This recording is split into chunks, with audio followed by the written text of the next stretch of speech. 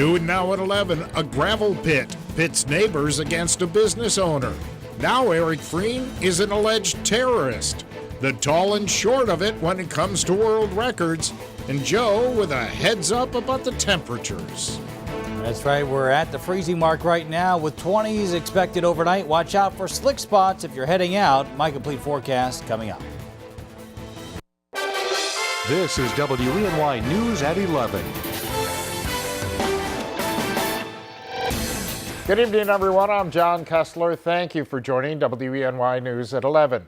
Resistance to a proposed large-scale gravel pit in Savona has the Department of Environmental Conservation taking another look at the project. WENY's Asha McKenzie was at a hearing that was held tonight in Bath and joins us now with more. Asha? John, St. Coots, a local business out of Bath, owns some land in Savona, and they want to use more than 58 acres of that land for the gravel pit, and that's not sitting well with some residents. A 58.5 surface sand and gravel mine proposed by St. Coots, a local concrete company, is expected to be placed here in Savona. And that brought some residents out to a Department of Environmental Conservation hearing tonight. Nobody wants to live next to a gravel pit, for God's sakes. Even Coots doesn't want to live next to a gravel pit. Yeah, he could build a gravel pit up in his backyard, but no, you don't want to do that. Yeah. Jack and Jane say the mine will be their new view from their front door, on the east side of Route 415 and the south side of Platte Hill Road.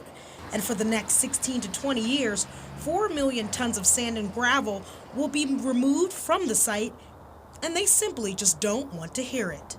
We're going to have to listen to the trucks, the bulldozers, the excavators, from 7 o'clock to 7 p.m. at night, 6 days a week. The DEC is still going through the application on possible environmental impacts, but the local business who is pushing the project says they've gone through all the legal preparations. DEC previously issued a negative declaration. It means that environmentally it's going forward properly. The local business says the gravel pit will benefit the village economically. If there's no mine that's opened up here, people are going to have to travel much further in order to obtain gravel for building. Any further you get from the pit, it becomes much more expensive for people to be able to develop properties.